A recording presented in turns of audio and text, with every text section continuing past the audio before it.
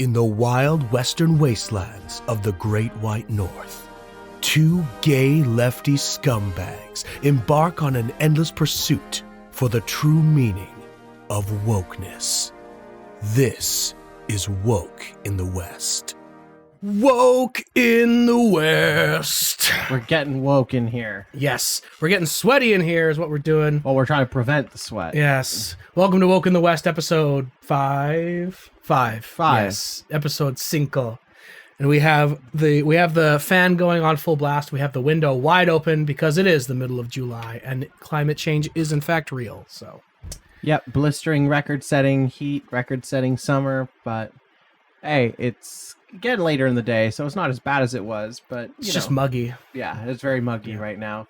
At least it's a beautiful day outside. At least it was. Yes, a beautiful day in British Columbia. Beautiful British Columbia. I was inside recording all day. You actually managed to go out and get some work done. I went into one of our local Canadian chain garden works. Whoa! I bought like $200 worth of plants over the last couple of weeks, and today I put them all in the ground. Wow, that's crazy. Yeah, not to say the place that I'm living has the best soil in the world, but I figured, I'm there, so I might as well put some plants where there aren't any, so that, next year when we're keeping those elbows up, we can just allegedly walk into the yard and pick blueberries and mulberries and hascap berries. Berry picking and leaf peeping. And yeah. Yay! That gets me so excited. I love berries. Yeah, you're a berry freak. I've been all about plants that produce food. Yeah. Lately. All right. Which everyone should be about. Remember World War II? I mean, you don't, and No. I don't. But there were things such as victory gardens.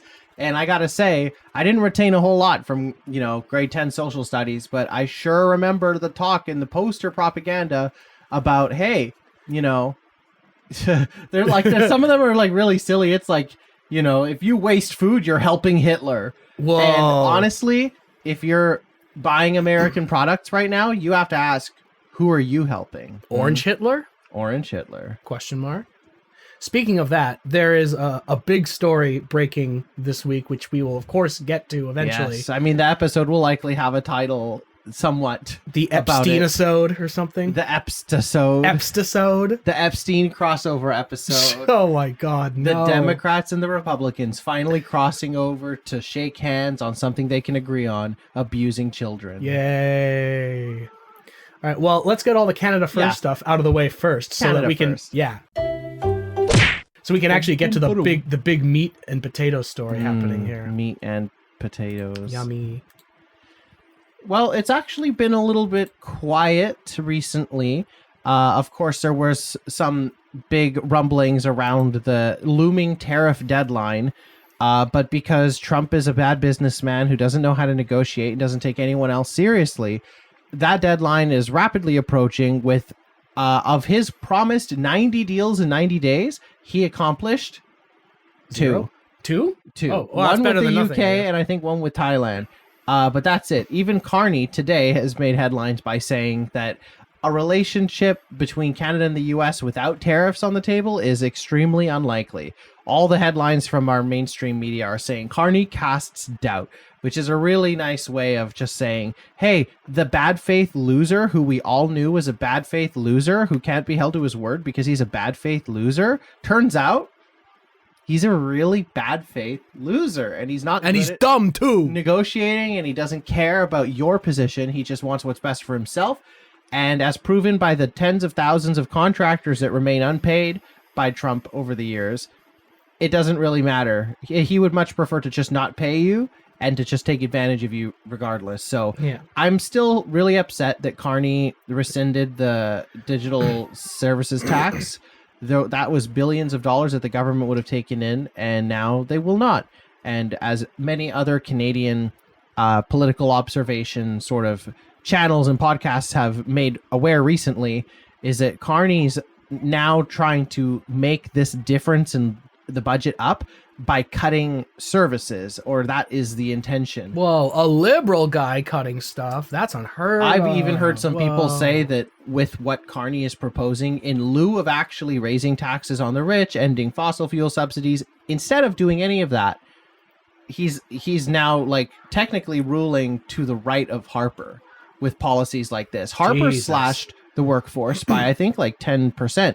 The numbers that Carney's government are speculating on right now have the work service cuts at being about 15% to 20%. God. So somehow, some way, I don't know what's going on with this. Like, obviously we remember the election and Carney talking about, this gives us more opportunity to spend here, invest here. But the money is not being taken from the corporations and the groups that actually have it to spare. Instead, the things that Canadians rely on day to day for services from their own government are the things that the eye is being turned to. Well, let's be honest here. Did we really expect a centrist corporate banker to do any meaningful tax reform? I don't think so. No.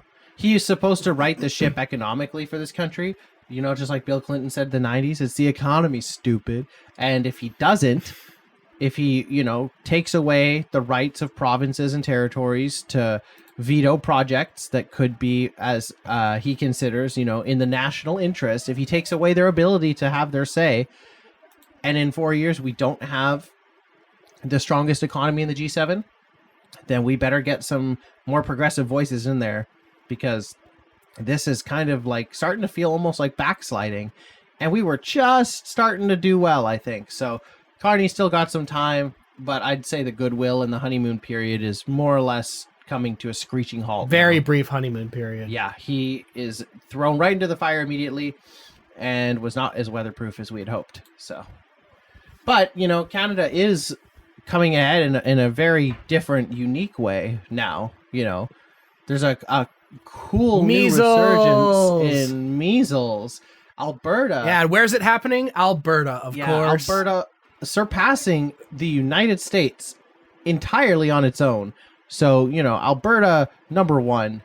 There are 1,300 cases since now March in Alberta, and the U.S. is just below 1,300 with 1,288. So one of our provinces has more cases right now than the entire U.S. Wow. You know what? I actually saw something, and I was going to bring this up later when we get into our sort of the right-wing trash section, but I will mention it here because we're talking about the measles, in that I have seen some of the right-wing sort of the Trump circle people. I don't know if they're talking about it as much now, but they actually have found an angle on the measles stuff. Oh. I know, and this is news to me. But the thing that the Trump people are saying now is they're saying, oh no, the resurgence in measles is not because, all the people in the Trump stuff are paranoid and hate vaccines. It's actually because Biden opened the border and let millions of unvaccinated illegals into the country, and that's the reason that measles are back. Well, at least what did you think would happen when you let in all these scoundrels? Well, at least they're acknowledging that measles is real and not a hoax. So that's a start, I guess. Yeah, I guess full-blown denialism would be impressive. But for them to actually have, rewired their brains to not blame themselves for the fact that they actually are all vaccine skeptics, whether they want to admit it or not. God knows RFK didn't want to admit it when he was in the Congress hearing to be the head of, Health and Human Services. But yeah, so there you go. Just a little tidbit to pick up on if any of our listeners encounter a right-wing, rightoid person that says, actually, measles are because of illegal immigrants. That is not true. And you can tell them that it's not true if you are so willing. If they're from Alberta, they probably have measles, so stay away. It's not like Alberta is even known to be like some, migrant, Yeah, they don't want the migrants there. No, that's fully something of their own making. It's their decision to not get the shot. And now they're getting sick. Wow. They don't have any rats, but they sure have measles. Yeah, no rats in Alberta. That's something that there are no rats in Alberta. The streets are filled with cheese. Well, I guess they're not paved with cheese because there's no rats. Well, the cheese just remains uneaten. It just stays there. Just moldy cheese. Yeah, uneaten. Gets worse. Yeah. So yeah, I think that's kind of it. Do we want to talk about the NDP stuff? Well, the NDP leadership race is kind of starting to take shape. We watched a really good video from another Canadian creator, Steve Boots. Highly recommend him. Mm-hmm. Where he just talked about the rules have been established somewhat, and the fee to enter is $100,000. Woo! Which That's is very steep. Crazy. The For a working class supposed party. Yeah, for a supposed socialist working class party. That's very like And I'm really glad that barrier creating. that when we watched that video that Steve mentioned what it was in 2015 or 14 when Jagmeet actually got involved. 30 grand. 30 grand. So what an increase. I mean, I didn't think inflation was affecting this sort of thing, but maybe. Yeah, that's deeply disappointing. I would like to see that farmer do okay. The one that we were talking about the other week, his name I don't recall. Oh yeah, that guy. I don't think he's got 100 No. grand. So I guess we'll see. That's probably all he has. That's probably all. His Oh, whole and I guess a savings. brief little mention without something on screen for this, so you could always find something in post. The by-election in Battle River Crowfoot continues to heat up. We are starting to get some shapes as to the candidates, and of course, it's supposed to be a cakewalk for Polyev because it's a 80% conservative riding, but some of the independent candidates, and I also know this in part thanks to a Steve Boots little video on it, but I have seen some of the interviews separately as well. There are some independents in this field that are actually kind of interesting, and even the liberal candidate for the riding is actually good. Because he's like an environmental lawyer that also served with like oil and gas companies to sort of like, in that area, but he has his degrees. He seems like a smart guy. He's the liberal candidate. What hope in hell chance do the liberals have in an 80% conservative riding?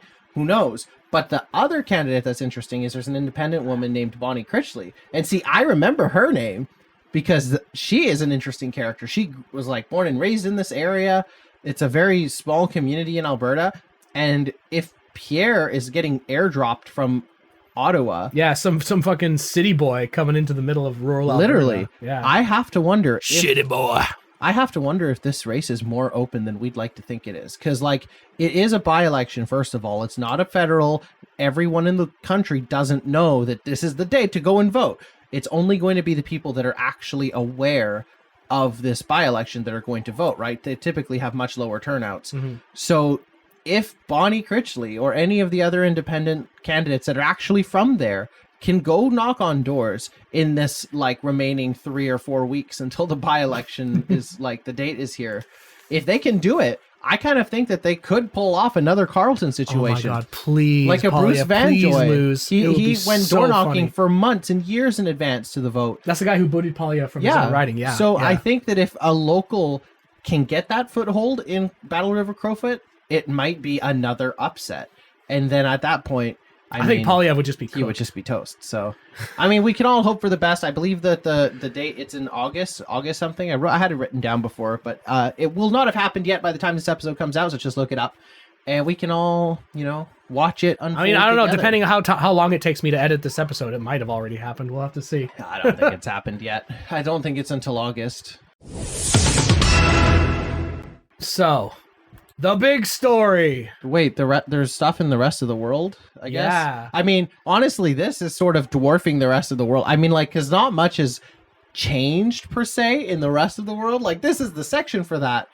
But, obviously, Israel is still killing Palestinians indiscriminately. Yeah, no, that doesn't seem any time to stop it. Killing people in AIDS lineups. No. Though there was an interesting revelation the other day, which was that Israel admitted to shooting unarmed people while they were waiting for aid. They said, oops, we gave them new orders. It was a technical error, We guys. gave them new orders, guys, not to shoot on sight. It's cool now. And then the international community was like, wait, their orders were to shoot on sight? And we just moved on because no one has the attention span to focus on things anymore.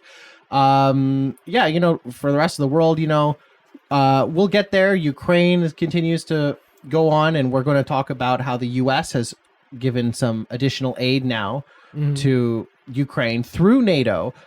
Trump can't just bestow weapons upon Zelensky, but if NATO makes the European countries cough up some dough, then, he'll sell weapons to them, and then they can give those to Israel. Yay. I mean, Ukraine. Smart. No weapons Very to Israel. smart. Sorry, I misspoke. No weapons to Israel, only to Ukraine.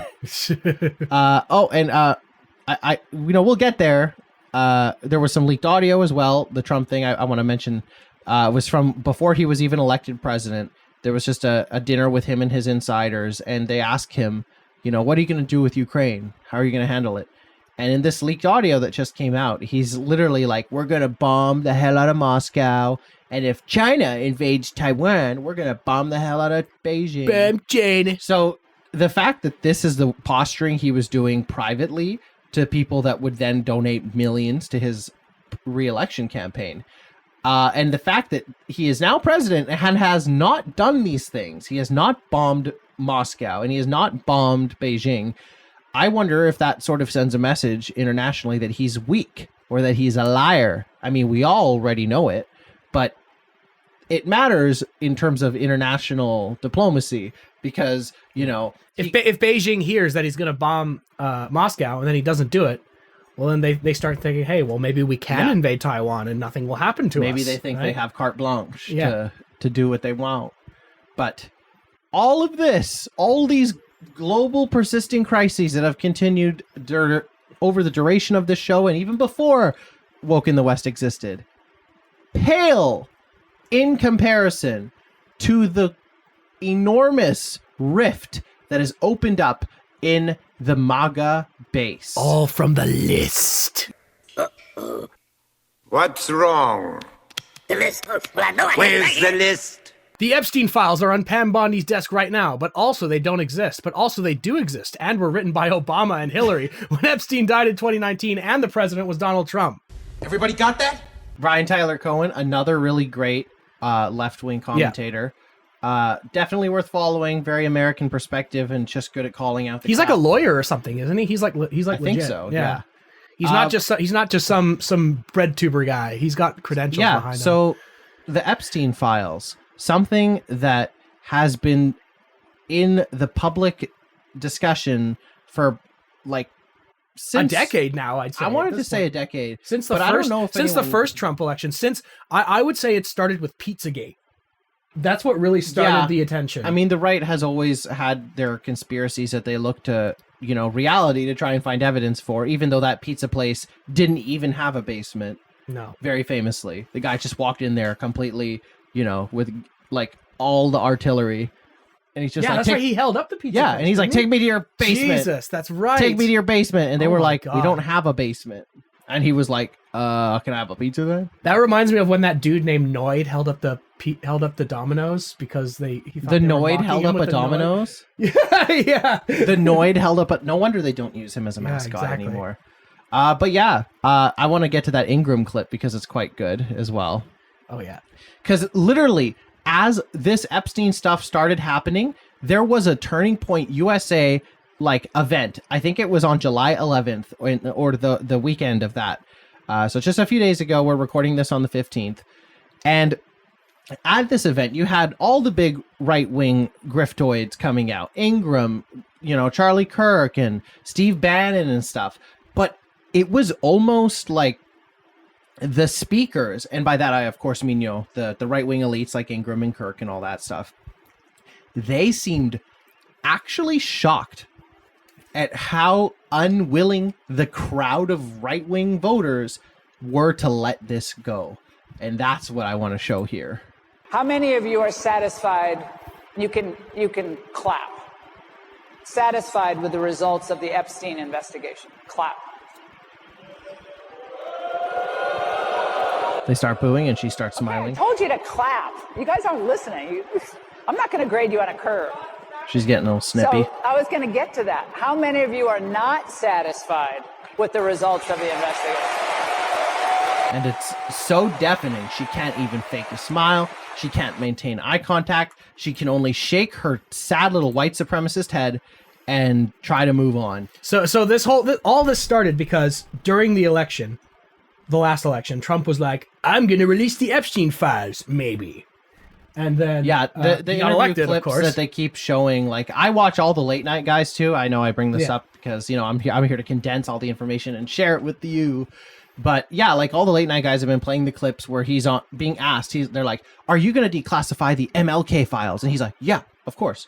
"Are you going to declassify the JFK files?" And he's like, "Yeah, of course." Yeah, oh yeah. "Are you going to declassify the Epstein files?" And he's like, "Well, that may be a little less so, but yeah, probably." Yeah, I'm sure, maybe. Like he I don't literally know. said a little less so, and like the right just they were like, "Yep, that's good enough for me." Yeah, that's good. He said he's going to do it. And He said right there he's going to do it. Maybe, probably not, but maybe. Okay, yeah, sure. I've seen some of the right wing people that I know attempting to blame the Democrats for this too, but That's ridiculous. And I pointed it out today in one of those right-wing sort of chats that I happen to sit in. You know the one I'm talking about, but we're not going to get too into it. But I literally said, like, because they posted a meme where they depicted sort of a red and a blue figure shaking hands about it, about not releasing the list. And I said, how can you reasonably, in good faith, blame the Democrats for this? Like, yes, you know, Epstein died in 2019 while Trump was president, and the Democrats were in charge from 2020 to 2024, so they had the opportunity to release the list. But did you realize that the reason that no one in the political establishment wants to release the list is because everyone's on it? A bunch of high profile from folks from both parties, Democrats and Republicans. If Trump's on the list, Clinton's on the list. It's like on the list. Rupert Murdoch's on the list. It's an elite pedophile mutually assured destruction. It is. If it gets released, both parties are going down. Yeah. Mutually assured pedophilic. Yeah. So some people are being like, well, civilization's gonna like collapse if all these rich, powerful pedophiles go to jail. Do you actually want that? Yeah. I read you a really long post the other day that Trump went on a tirade on Truth Social. You can post it on screen if you want. Will. It's not essential reading per se because it's a lot of playing the hits, but it's very much that's where the famous Obama and Hillary wrote the Epstein files. Yeah, he said Obama wrote it, Hillary wrote it, Russia. Remember Hunter's laptop? Anyway, we don't want to dwell on the past. Yeah. So honestly, I'm surprised given this. And given the like incredible outcry, not just from, you know, voters and from the right, not just the left, but the actual mainstream media, I think they like that this makes Trump really angry. And they're going to keep asking questions about Epstein probably for the next couple days. Stop talking about Epstein. Are people still talking about this Epstein guy? What? And he's trying to like that was like 20 years ago or whatever. Into saying that this is the whole nothing burger. Like they didn't literally run on one of their promises being release the list. I don't know. I think this might be a sticking point with his fan base. This can't just be a nothing burger. That's the one line in the sand they will not cross. Yep. They will not tolerate child abuse. He literally they finally found something that they can't gloss over. He recruited people for the administration from the Manosphere right-wing podcast group that were people that were screaming about getting the list. Now they are in government. And you have like this literal deputy head of the FBI, Dan Bongino, not showing up for work because his like incredibly lucrative right-wing podcasting career that was entirely derived from being able to point at the establishment and say that, yeah, we're going to do the right thing. And now he is in government and he has to play the PR guy for the administration. He has to do that. So... You know, obviously, I don't feel bad for Dan Bongino at all, but it's incredible to see that this is where things are falling apart. And because Dan Bongino as well cannot point the finger at Trump, no, you can't blame Daddy directly, the right is now targeting Pam Bondi, the Secretary General, or the Attorney General, sorry. They're blaming Pam Bondi, the blonde chick from Florida. They're saying she's the one, not Trump. No, because we all know that the decision maker. But they're saying she's the one on the list? No, they're saying she's the one that's blocking it. Oh, they're not blaming Trump, or at least the people who are too dumb to blame Trump are looking for a scapegoat, and they've landed on Pam Bondi. They're saying that she's the reason the list is not being released. But like, guys, get a grip. Whose administration is this? Who hired Pam Bondi? It's like I'm talking with he can do no wrong in their eyes. Literal children here Except they don't have object permanence and they don't retain things for very long. It's sad. It's like I need some fucking flashcards when I'm trying to explain these things to people because it's like, you know, do I have to treat this like it's a memorization game? Like we're going to have a final or something? Like seriously, guys, this is just lived history. Can you try to retain it a little bit? I know COVID gave us all irreparable brain damage and whatever, but like, please. Yeah, please. I think this is, like I said, this is the one thing that I don't think people will be able to let go. No, it's this is not on going top away. Of them, you know, the elites or whatever, you know, screwing us over and taking all of our money and, you know, drastically reducing, you know, our benefits and hours and stuff. On top of that, they're raping kids. On top of all that, that's just the cherry on top. On their own little island that you can possibly special little get island. To. Yeah. So, you know, it ultimately is always a battle against power. And it's, in America in particular, it's a red versus blue, but they tend to be a lot on the same side. Well, except unless you're the Democratic mayor of New York, Zohran Mamdani, in which case the Democrats aren't going to back you. No. And as of a few days ago, loser and rapist, Andrew Cuomo, is entering the New York race As an independent. Wow. Yes. And he's doing the full Zoran thing. He's on the street. Zoran's a terrorist. Remember 9/11? No, he's on the street being like, I want to meet New Yorkers where they're at. He's doing the guy on the street thing that Zoran did. But instead of being a charming 30-year-old socialist, it's a 60-year-old rapist Italian. I don't know how many New Yorkers are going to go for that. Who wants to shake that guy's hand? Might be a little greasy. Well, let's move along. What else have we got here? Yeah, so here's Charlie Kirk. Once Nice again, face. and so this is something to pay attention to if you are someone who kind of has an ear or an eye on the right-wing spaces, because it's very telling. That's another good face. It's very telling who from those right-wing groups is willing to help this administration in doing the cover-up, and who is saying, no, we need the list. And Charlie Kirk has decided to take the really bold big boy stance of, I think that Trump is right. There is no what list? What list? So here's what brave boy Charlie had to say. Honestly, I'm done talking about Epstein for the time being. I'm going to trust my friends in the administration. I'm going to trust my friends in the government to do what needs to be done, solve it, balls in their hands. I've said plenty. Balls in their hands. So if you guys want to see my commentary on it, that's fine. Honestly. Okay, so glossing over the balls in their hands thing, which is, first of all, not an expression. I'm sure they had lots of balls in their hands at Epstein's Island. Yeah. And unfortunately, I think just goes to speak to exactly how few human beings Charlie Kirk actually talks to face outside of a podcast setting, because for him to say ball is in their hands completely stone-faced and not even have that register as It's ball is in your court. That's ridiculous. But also, White can boy. somebody please, for the love of God, explain to me when it became cool for a right-wing person who peddles conspiracies to say, and I quote, I trust my friends in the government. Pathetic loser behavior. Are you being promised a paycheck or something? Yes. Oh, I mean, Trump actually kind of posted the other day that he was threatening Rand Paul to vote yes for stuff, and he wouldn't say what he did, but he said, I did him a favor, big favor, personal favor.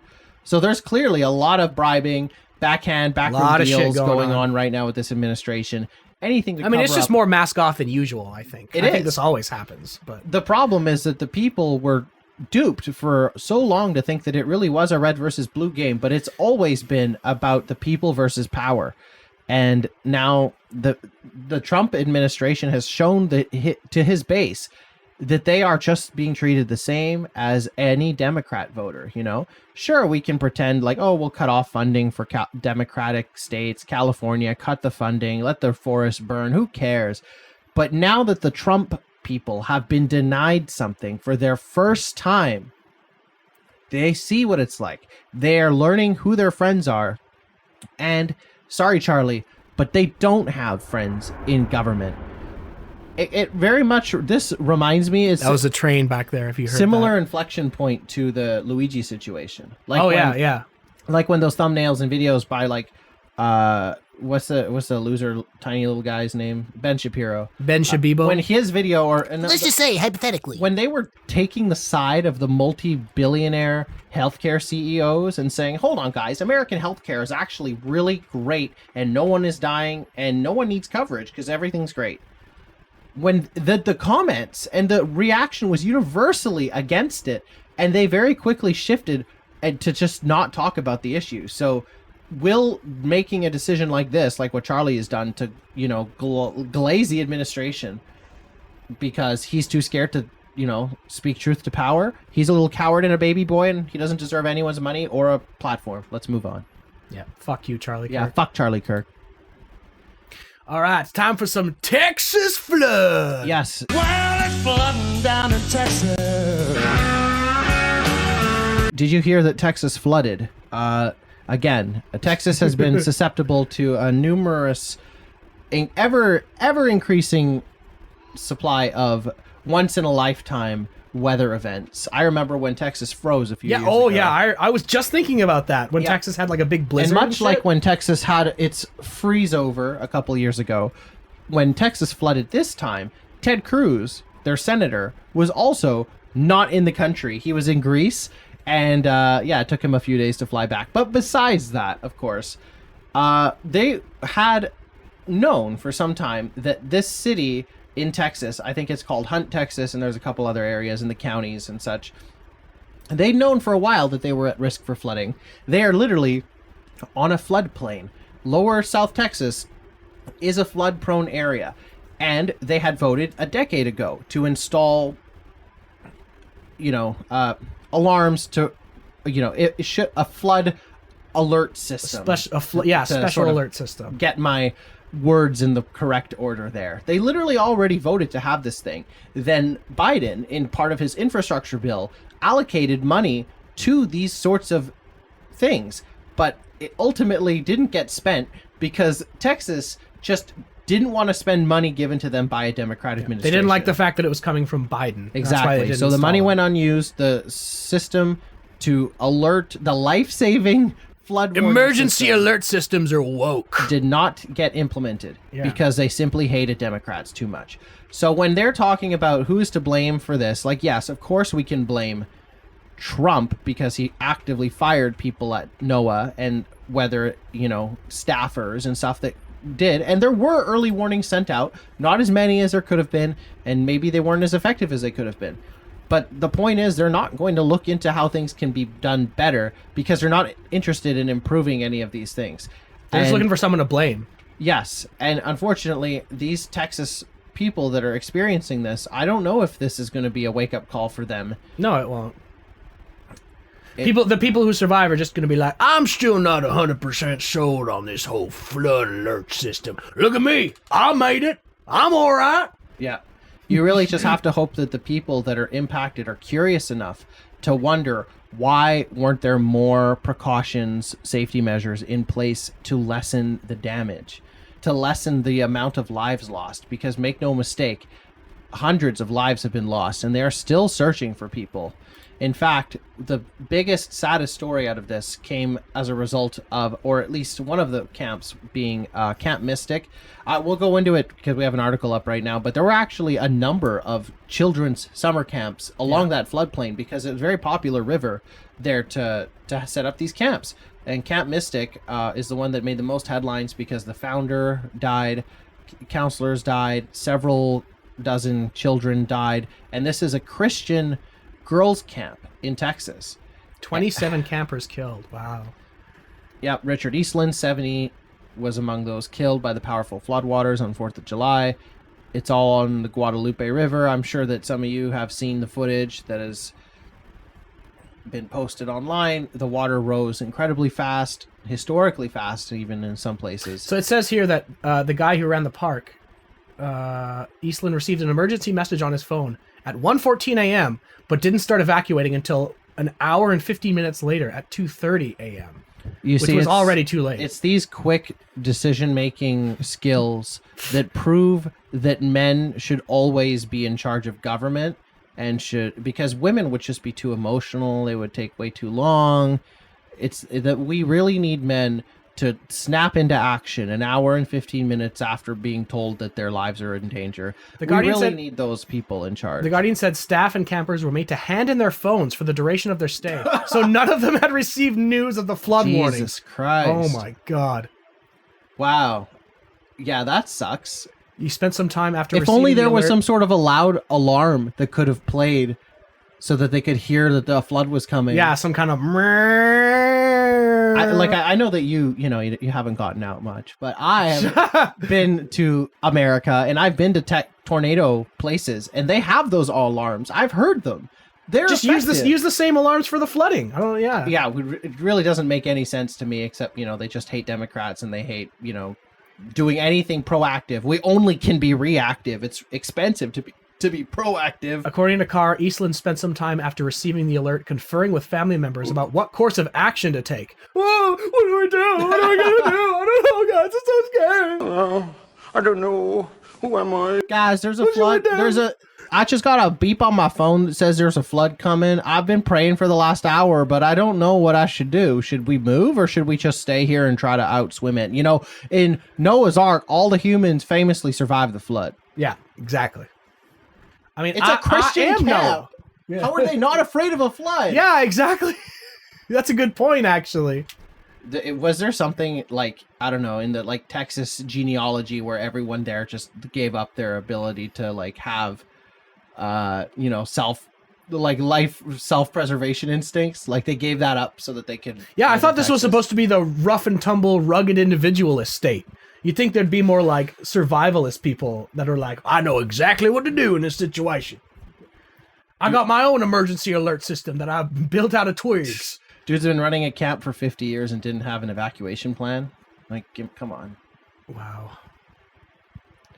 And they're just going to keep going back and forth about this, which is part of the point. You know, the state's going to blame the government. They're going to say FEMA wasn't effective because, well, you know, they slashed all the funding, but that can't be part of it because then the government can say, look, this aid organization's not working. You can't trust the government. So let's privatize it. And so then the government no longer gets to be on the hook for any disaster relief, or the state can say the same thing, like, oh, actually all the power for the states. And then the state doesn't do anything about it, especially a state like Texas, which still has not even fixed its power grid after the frozen, you know, situation last time. Texas power grid is a nightmare. If you want to like go down a rabbit hole for like an hour or two, read about the Texas power grid. It's like split up into 3 or 5 different like jurisdictions. It's a complete disaster. It's ridiculous.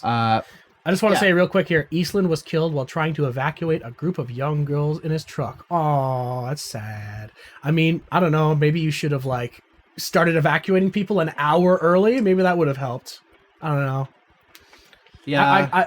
I don't know. It's hard for me to feel sorry about this guy. I feel worse for the young girls that were trapped there. Feel terrible for the children. Feel angry that the adults that were supposed to keep them safe were woefully inadequate and incompetent at the one job that they were supposed to do and that dozens of parents were counting on them to do, and they did not meet the moment. So, you know, I guess they're in heaven now. I've seen, oh my god, I've seen a couple AI generated images of like Jesus hugging the children. Yeah, it's pretty so gross. They're trying to weaponize the moment. Yeah, disgusting. All right, Ukraine. There he is. Look at that beautiful orange. Trump officially saying bastard. It is part of the America First agenda to supply Ukraine with more weapons. What? Privately, recently, and even more publicly, Trump is not happy with Putin right now.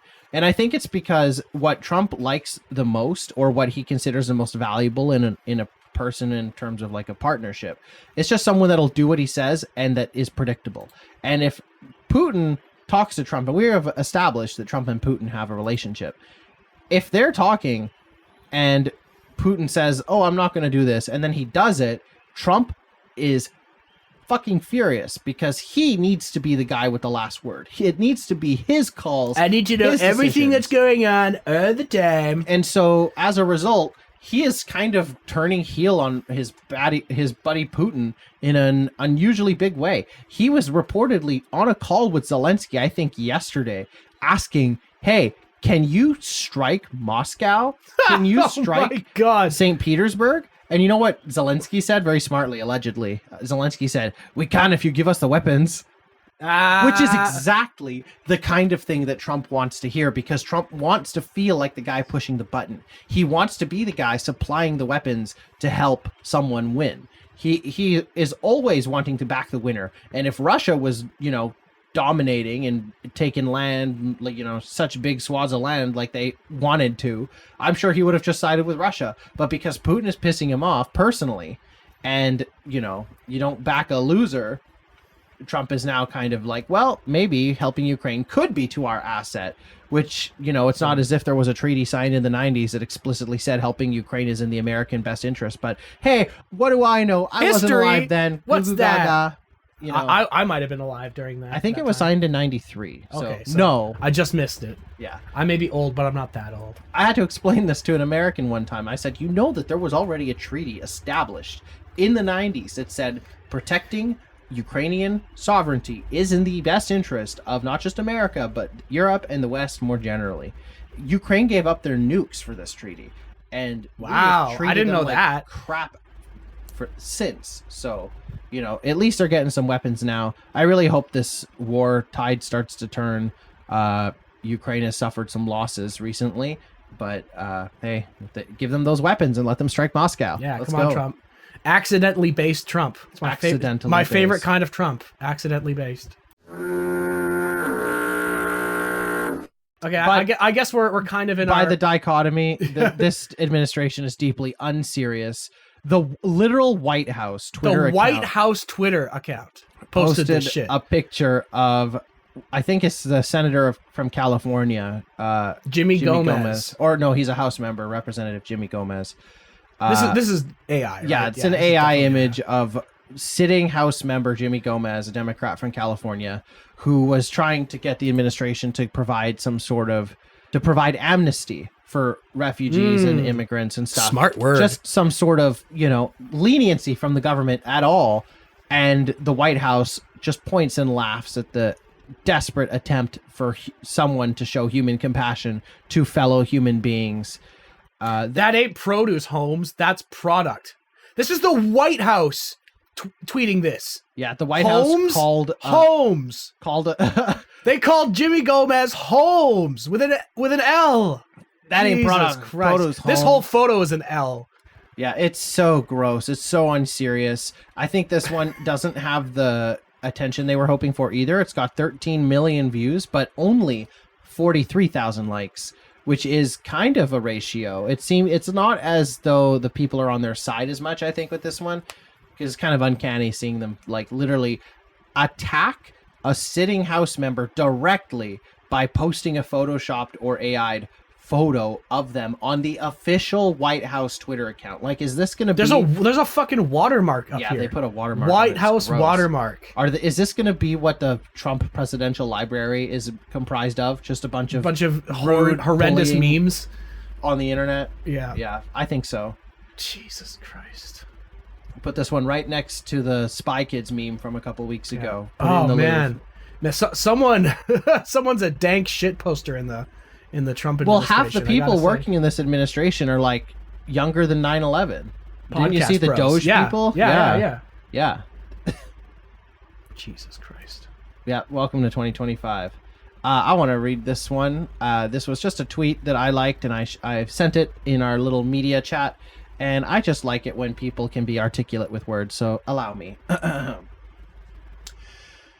When the American empire finally collapses, historians won't be stunned by the greed of the elite. They'll be stunned by the loyalty of the poor. The working class didn't just vote against their own interests. They worshipped the billionaires robbing them. They slashed their own benefits, gutted their own health care, and cheered while the rich wrote off private jets as tax deductions. Not because it helped them, but because they were told it would hurt someone else. And that right there is how you rig a democracy without even breaking a single law. So, yeah, that's fairly accurate. And this person is crediting it to a comment like this first comment. Are you wanting the American empire to collapse, Sean? What makes you think that what comes after will be any better?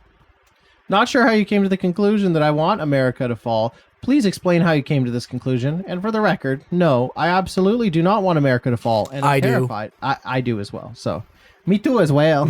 But yeah, very, very good comment. Not by this guy. He saw it. Yeah, he's just parroting it. But yeah, it's facts. And it really is stunning. And that's why, the internet age was supposed to not just connect people, but the world of information is at your fingertips. So you'd hope that some of these people would be a little bit curious about their living situation and how they got there. But, who would have thought the age of information would have so much fake news in it?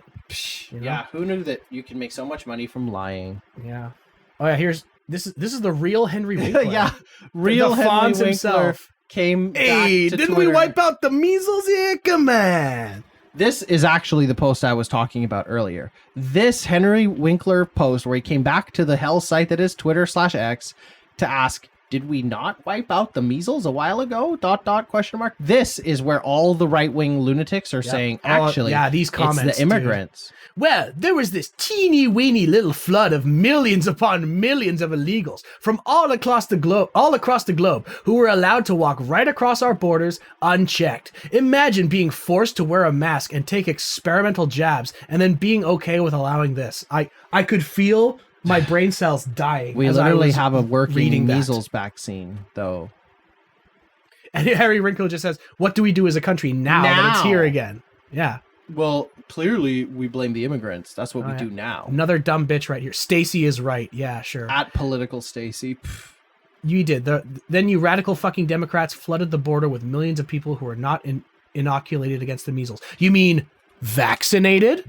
I thought you didn't want people to be vaccinated. I guess they just want illegals to be vaccinated. They're just liars. They want their cake and they want to eat it too. They have to blame the immigrants for everything. Millions of unvaccinated people. I thought you wanted people to not be vaccinated. Yeah, this is what they want, but then they get it and then they lie.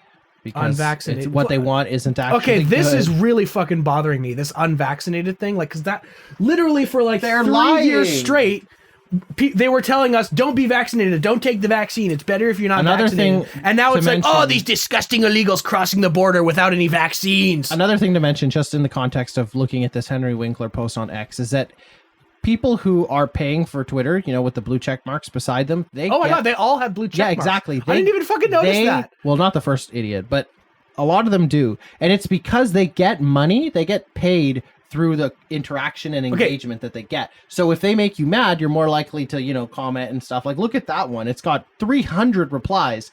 So that person this guy's actually Twitter, right. This guy's correct. They're making money. Yeah.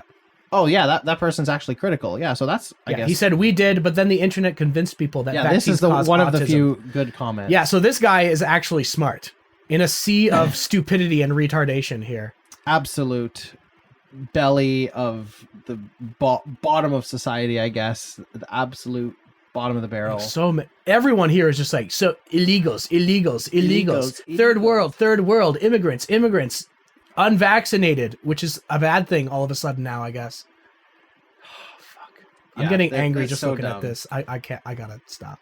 Holy sheep shit. Yes. Look at them cankles. For those with access to the video feed, a photo of Trump from, I believe it was the FIFA game that was the other day, which had its own embarrassing moment when Trump didn't get off the stage during the trophy handing over and stuff, because it was gold and he likes gold too much to have to leave it. So he just stood on stage and just watched the team hoist the gold, and he's in all the photos, and it's really just like, they try to get him off the stage, but he wouldn't leave. But anyway, this incredible photo of Donald Trump's massive cankles absolutely getting choked out by his shoes is circulating online. 3 million views already on the internet's social platform X, 100,000 likes. But the thing that really makes this photo that much funnier is that there's a tiny mini-sized bottle of Diet Coke beside his that's gonna ankle, and it just puts into perspective exactly how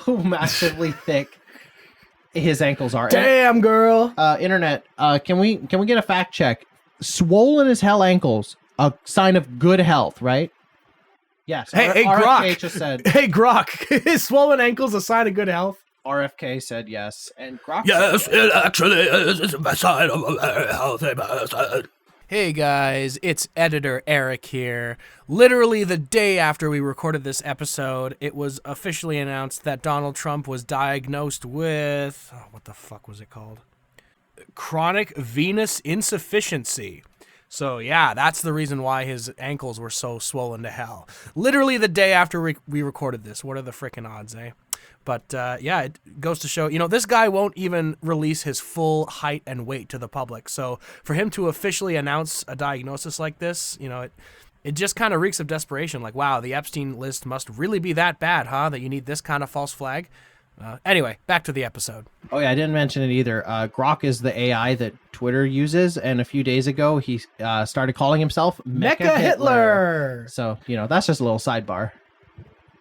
Nothing like AIs getting out of control. Let's see what your ankles look like. I mean, that's not great either. Maxine's lovely ankles and feet. I mean, that doesn't change the fact that this is fucking gross too. Maxine Waters is a sitting House member in her 80s. Trump is the president of the United States. Who's also in his 80s. Well, he's 79, but yes. So I thought he was older than that. And Jesus. Like the people there making comparisons, just bringing up other old Democrats and stuff is like, okay, so get rid of the 80-year-olds across the board. This shouldn't be hard. I know a great way to do it. Release the list. Yeah. More weapons to Ukraine. Yeah, this is just a reaction shot, basically, of Trump talking and saying, yes, we'll give weapons to Ukraine. And just the face of relief on the people behind him as he speaks. It's the CIA director and the Department of Defense head, Pete Hegseth. Are you going to send more weapons to Ukraine? We're going to send some more weapons. We have to. They have to be able to defend themselves. They're getting hit very hard now. They're getting hit very hard. We're going to have to send more weapons. Your defensive weapons, primarily, but they're getting hit very, very hard. He literally took a sigh of relief there. He's like, Oh, yes. Yes, weapons for Ukraine. weapons. I mean, at least it's going to Ukraine. Exactly. He just probably has a boner because of the weapons part. He doesn't care who it's going to. He's just like, oh, People are gonna die. Yeah. my weapons contract will be fulfilled. Oh. Yeah. This is the American economy in a nutshell, basically. This reminds me of that Steve Carell meme where he's like, "Ugh." Except I know it's a different reaction, but it's still giving me that vibe. Like right there. Yeah. Anyway. Oh yeah, this is pretty funny. Metallica issued a copyright strike against the U.S. government for using their music in a military drone video. So apparently, the U.S. government used, I think it was Enter Sandman. Well, Pete Hegseth used. Yes, they used Enter Sandman in a drone capabilities video where they like show off the drones, and Metallica didn't like that. I mean, they should know better. I mean, knowing Metallica and Napster. I mean, this administration's learned nothing from nothing. So of course, every time the Trump administration uses a song without permission, they get smacked down. But the problem is, the difference is that, say, if Trump uses a Celine Dion song at a tour, a rally, there's not much they can do about it. But if it's on social media and being posted, the artist has actually a lot more tools at their disposal to sort of get it.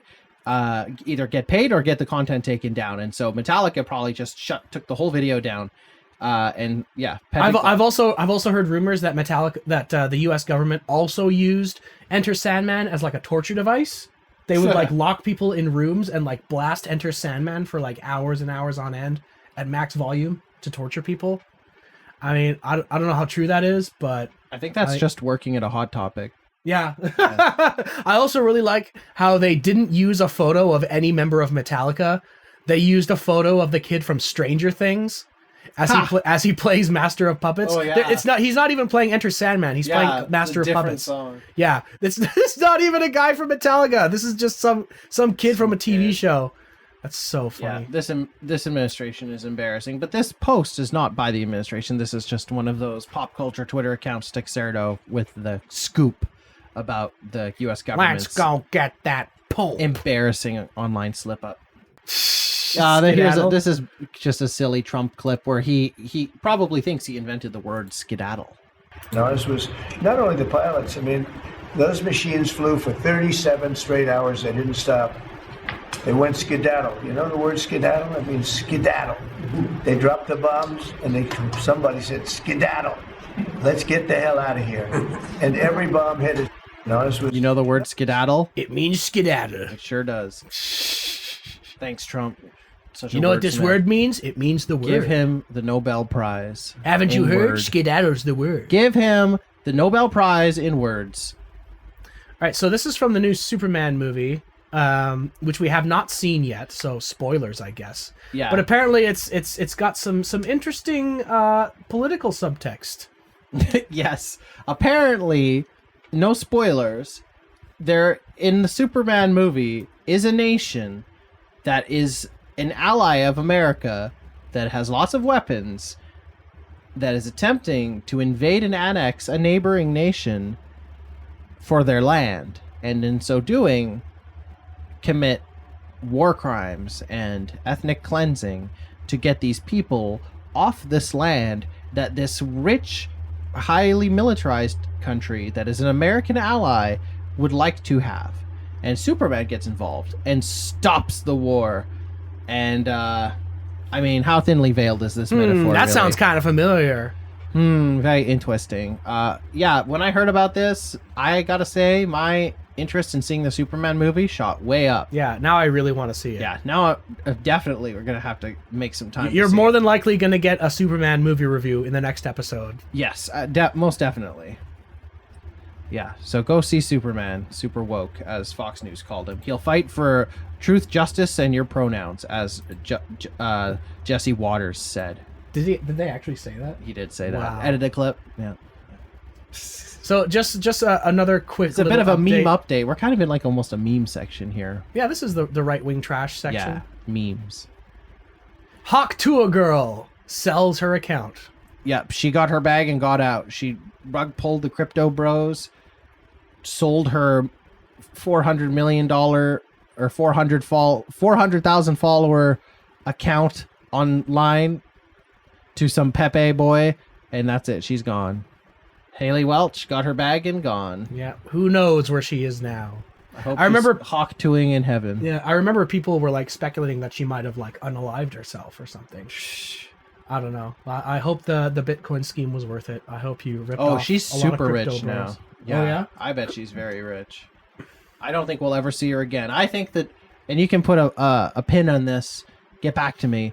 But I think the next time we'll see Haley Welch is she will basically be some celebrity's arm candy on like a private yacht or something. Like maybe if she's young enough, DiCaprio will like get with her. Yeah, or something. yeah. Like that's That where could I happen. that's where I think she'll turn up. Like maybe on like a Bezos yacht or something. I don't think That would be we'll pretty see her in spicy. the public eye ever again. I wonder if her stupid podcast Talk To Us is still happening. Yeah, without her. She's Is that sold happening? too. Did she sell it? All right. Tua, and it's like hosted now by Dua Lipa or something. Talk Dua. The Godfather Part 2, winner of 6 Academy Awards, including Best Picture of the Year. All right, well, let's talk to you guys about this little known movie that we watched. I don't know if you guys have heard of this. This is the Godfather Part II. I've never seen that before. What is that? Yes, we did in fact watch The Godfather Part 2. I saw the first Godfather somewhat recently. Yeah, and most as have people I, but you saw it more recently than I did. It's been a couple years since I watched the first one, and it's been even longer since I watched the second one. And since I'm, a sucker paying for Paramount Plus right now, I figured we might as well go through the catalog and watch everything on there before I cancel it before Black Friday this year. So we gave it a shot. Godfather Part 2 was definitely an Oscar film. I mean, I don't know what else we can really say about it. It's one of the most widely acclaimed films of all time. There's a reason why it's the only sequel to win an Oscar for Best Picture. You know, Francis Ford Coppola at the top of his game, young Robert De Niro, young Al Pacino. I like how this movie is like a sequel and a prequel to The Godfather. Yeah. There's like a whole prequel section that's actually based on the book. They basically skipped over the first half of the book for the first movie and just focused on like the main plot. So for this movie, they decided to go back in time and show Vito Corleone's rise to power. And they also kind of juxtapose that with all this new original sequel material that shows Al Pacino's character, Michael Corleone, sort of squandering the family empire and watching it kind of slip through his fingers. I didn't realize, I totally forgot how like historically accurate this movie is. Like, spoiler alert, there's a large section that takes place in Cuba right as the Cuban Revolution was going down, and they actually like name drop Fidel Castro once or twice. And there's a scene that takes place on New Year's Eve when the Cuban Revolution took over, and it's just it's really cool. I was not expecting that. And that whole scene with like the testimonials in the U.S. Congress when they're like testifying before the committee, that was all really good stuff. I loved it. Yeah, I think The Godfather Part 2, despite being over 3 hours long, was actually quite gripping. I didn't feel the length at all. No, I didn't feel the length as much with this. There was a lot of like, I'm sure, like, modern people would say it was very exposition heavy, but it wasn't exposition per se. It was a lot of like personal conversations and moments that show you the characters or who they would eventually become. And with the young, Vito Corleone scenes with Robert De Niro, with as I said, having a Timothy Chalamet face. Yeah, you did He's say so that. Skinny. Yeah, He you didn't even recognize him at first. Who did you say he was? You said he was someone else. Like I said Tommy Lee Jones. Yeah, you thought it was Tommy Lee Jones. Yeah. But you know what I will say, actually? I think I liked the first Godfather better. Oh yeah. I know that I think that you'd said to me that this one is considered the big magnum opus, or this one is this is slightly considered to be slightly better than the first one. And I just gotta say, you know, as nice as young Brando was, or as nice as young De Niro playing a young Brando, I kind of missed the mob violence of the first one. I'm Italian. I don't mind it. I missed that, and I don't know if a scene in Godfather Part 2 came to the heights of the baptism scene in the first one. Yeah, there's no dead horses in any beds in this one. As nice and as filling out of the whole historical profile of these characters, and as serving as not just a sequel but a continuation and a prequel. It does everything it needs to do, and in the time when this movie came out, I can 100% see how it satisfied moviegoers and, you know, earned as many Oscars as it did.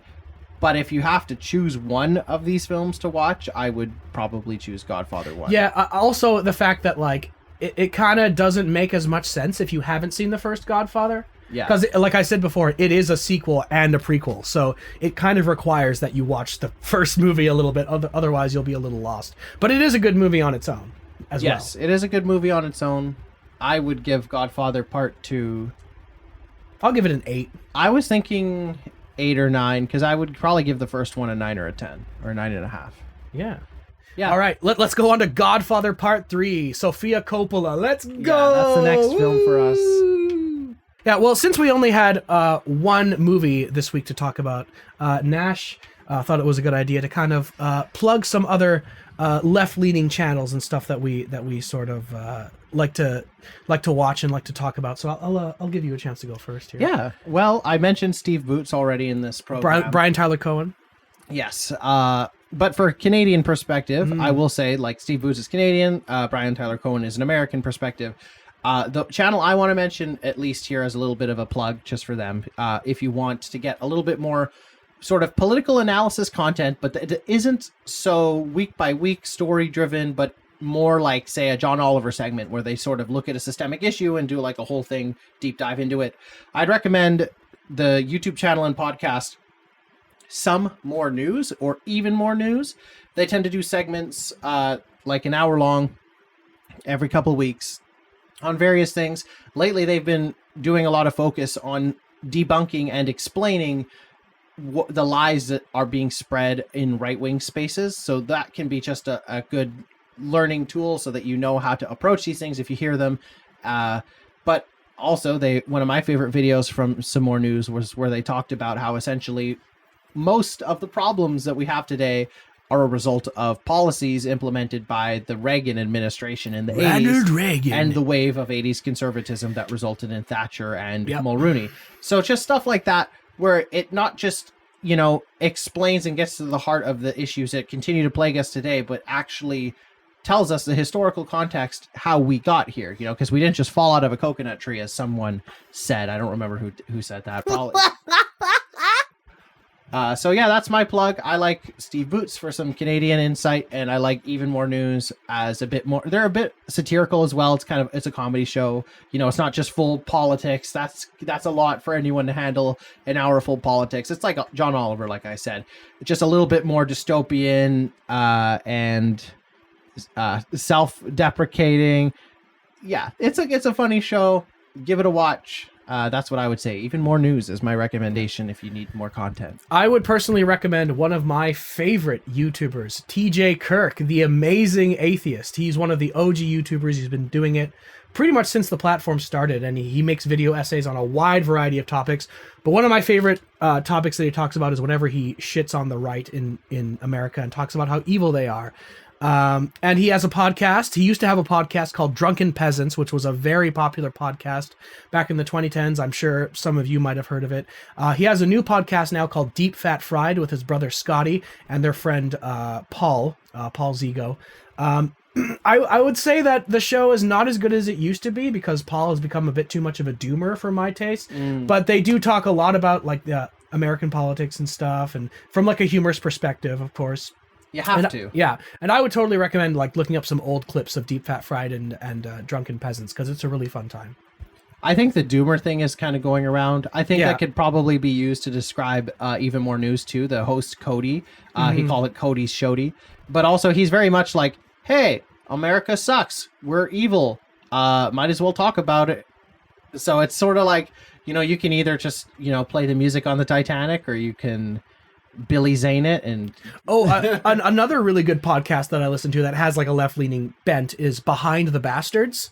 A really, really good show where they like kind of pick a historical figure and they break down like multi-episode detail about how much of an evil piece of shit they were. Hosted by Robert something. And he was the third co-host of the Even More News podcast. Oh, he was on that for show. A few years. Okay, good. Well, yeah, exactly. Then you know what you're talking about. But yeah, that's another really good show. It's kind of just got a natural kind of left-leaning bent, because when you like talk about people who are that evil in history and talk about like what they did was so evil, you kind of can't help it, right? Yeah. You know what I mean?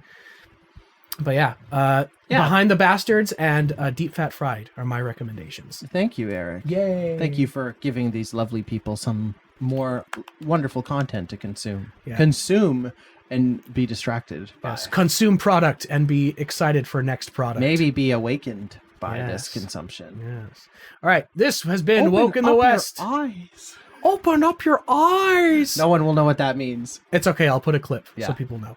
But yeah, that's it. Yay! Woo! Episode 5. Woo! Episode 5. Is that it? We just say goodbye. I guess next one will be in August. Yeah, probably. I don't think anything else is happening before then. No. I mean, anything could fucking happen in this administration. It's a surprise every day. I think that there's a chance that we'll get a delicious false flag to try and distract from the Epstein stuff.